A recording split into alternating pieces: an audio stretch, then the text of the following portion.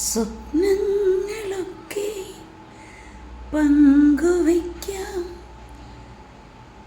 ദുഃഖഭാരങ്ങൾ പങ്കുവയ്ക്കാം. ഇനി സ്വപ്നങ്ങളൊക്കെയും പങ്കുവെക്കാൻ പറ്റുമെന്നറിയത്തില്ല. ചിലപ്പം നല്ല കഞ്ഞിക്കറിയൊക്കെ വെച്ച് കൊടുത്തില്ലെങ്കിൽ ദുഃഖഭാരമൊക്കെ വേറെ ആൾക്കാരുമായിട്ടൊക്കെ ഷെയർ ചെയ്യാൻ പറ്റും. ഇന്നെൻ്റെ ഏട്ടൻ വരുന്നുണ്ട്, എന്തോ കറി വെക്കണമെന്ന് ആലോചിച്ചുകൊണ്ടിരിക്കുക. കെട്ടാതിരുന്നപ്പോൾ കഴിച്ചില്ലായി എന്തെങ്കിലുമൊക്കെ പോയി. ഇപ്പം ദുഃഖിച്ചിരിക്കുക. ആ ഭാരമാണ് നിങ്ങളോട് പങ്കുവെച്ചു കേട്ടോ. എന്തോ ഉണ്ടാക്കണം, പുതിയ റെസിപ്പി ആരെങ്കിലും കയ്യിലുണ്ടോ?